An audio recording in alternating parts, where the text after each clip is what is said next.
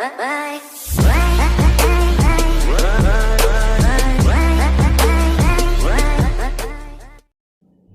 Morning बच्चों, मैं युवराज आपका स्वागत करता हूं आपके अपने यूट्यूब चैनल द सफलता पर।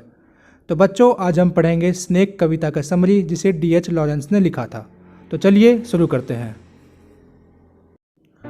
तो बच्चों, आज हम पढ़ेंगे स्नेक कविता का समरी जिसे डी.एच. लॉरेंस ने लिखा था। डी.एच. लॉरेंस के बारे में पहले कुछ महत्वपूर्ण बातें जान लेते हैं, फिर हम समरी की ओर बढ़ेंगे। वे पेशे से एक पोएट, एक राइटर, एक नोवेलिस्ट थे, यानी कि उपन्यासकार। उनका जन्म कब और कहाँ हुआ वो देख लेते हैं। उनका पूरा नाम था डेविड हर्बर्ट लॉरेंस।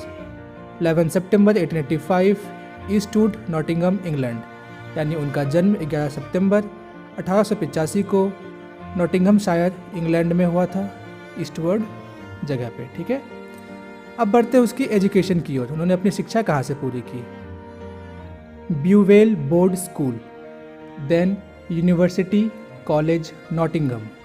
यानी डी.एच. लॉरेंस ने अपनी प्रारंभिक शिक्षा ब्यूवेल बोर्ड स्कूल से पूरी की। उसके बाद वे यूनिवर्सिटी कॉलेज नॉटिंघम चले गए, जहाँ पर उन्होंने अपनी आगे की शिक्षा पूरी कर ली।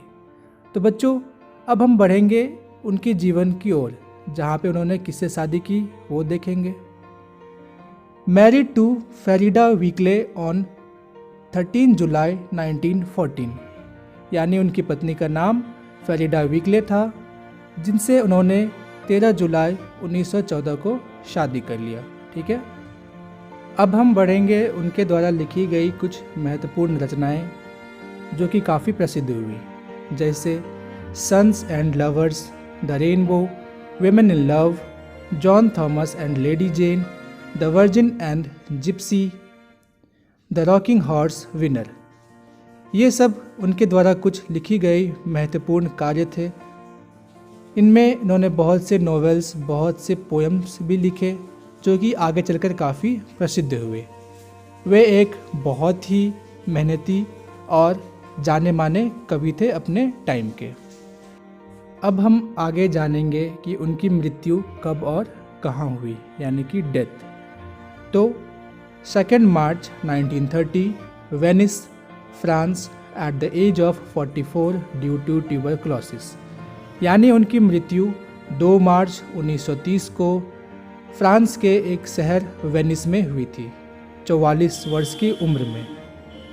और वे ट्यूबरक्लोसिस, जिसे हम टीबी के नाम से भी जानते हैं, इसी बीमारी से इनकी मृत्यु हो गई। तो बच्चों, यही थी डी.एच. लॉरेंस के जीवन के बारे में कुछ महत्वपूर्ण बातें, जिनसे हमारे एग्ज़ाम में कुछ महत्वपूर्ण क्वेश्चन आ सकते हैं। अब हम आगे पढ़ेंगे स्नेक यानी कि सांप, इसी कविता का समरी यानी कि सारांश क्या कहता है।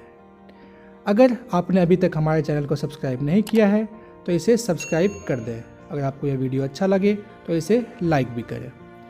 तो आगे देखते हैं समरी में क्या कहा गया है। The poem snake has been composed by D H. Lawrence. यानी स्नेक, जिसका मतलब सांप होता है, इस कविता को डी.एच. लॉरेंस द्वारा लिखा गया है। According to the poet, it was a very hot day of summer and he was feeling very thirsty. कवि के अनुसार यह ग्रीष्म ऋतु यानी कि गर्मी का मौसम था। ठीक है, और ग्रीष्म ऋतु का एक बहुत ही गर्म दिन है और उनको बहुत प्यास लग रही है। He went to the pitcher to drink water, where he finds a snake coming out from a fissure of the earth. उन्हें तो बहुत प्यास लगती है और वे पानी पीने के लिए एक घड़े के पास जाते हैं और वे वहाँ धरती के अंदर बने गहरे दरार से एक सांप को निकलते हुए देखते हैं। कौन देखते हैं? जो हमारे कवि हैं डी.एच. लॉरेंस। जब वे पानी पीने जाते हैं तो वहाँ पे एक सांप भी होता है। अब आगे देखते हैं डी.एच. लॉरेंस हमसे और क्या बातें कह रहे हैं इस कविता के माध्यम से। It was a black cobra which also came there to drink water.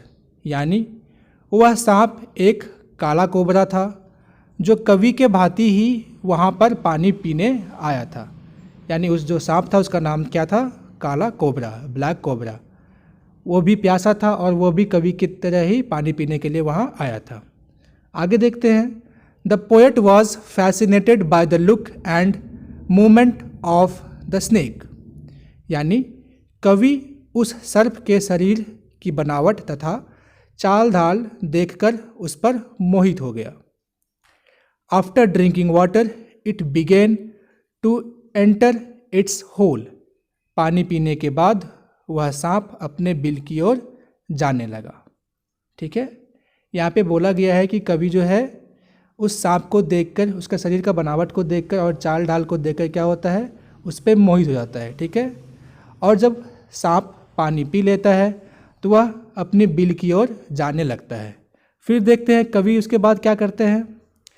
The poet through a clumsy log over it, यानी जब सांप जा रहा होता है अपने बिल की ओर, तभी कवि ने उस सांप के ऊपर बेढंगे तरीके से एक लकड़ी का टुकड़ा दे मारा। The snake died on the spot, उस चोट से सांप वहीं पर मारा गया। After killing the snake the poet starts repenting that he has committed a sin and he will be punished by God for it, यानी जो कवि है उस सांप को देखकर एक बेहद ही अजीब तरीके से, यानी कि बेढंगे तरीके से, क्लमजी तरीके से उस पर एक लकड़ी का टुकड़ा दे मारता है, जिससे क्या होता है, उस सांप का वहीं पे मृत्यु हो जाता है। जब वह सांप मर जाता है तो कवि को यह देखकर बहुत ही अफसोस होता है, वह बहुत ही पछताता है कि उसने क्या कर दिया। उसे लगता है कि उसके द्वारा एक बहुत बड़ा गुनाह कर दिया गया है, जिसकी सज़ा उसे भगवान अवश्य ही देगा। इसी वजह से कवि D.H. लॉरेंस को काफ़ी पछतावा होता है। ठीक है, मैं इस समरी को एक बार फिर से रिवाइज़ कर दूं। एक बार बहुत ही गर्मी का सीज़न रहता है, ठीक है, और वह दिन बहुत ही गर्म रहता है, जब कवि को बहुत प्यास लगती है और वह पानी पीने के लिए एक घड़े के पास जाता है। तभी वह देखता है कि धरती के अंदर बने एक छेद से एक सांप निकलता है, जो भी बहुत प्यासा होता है, वह भी पानी पीने के लिए वहाँ पर आता है और पानी पी लेने के बाद वह अपनी बिल की ओर वापस जाने लगता है। कवि को वह सांप काफ़ी पसंद आ जाता है, उसका चाल ढाल, उसके शरीर का बनावट से वह मोहित हो जाता है। फिर पता नहीं उसके मन में क्या सूझता है कि वह उस सांप के ऊपर एक लकड़ी दे मारता है, जिससे उस सांप की मृत्यु हो जाती है और उसके मृत्यु होने के बाद कवि काफ़ी पछताता है। तो यही था इस कविता का पूरा समरी। आशा करता हूँ आपको अच्छा लगा होगा। तो मिलते हैं अगले वीडियो में, तब तक के लिए धन्यवाद।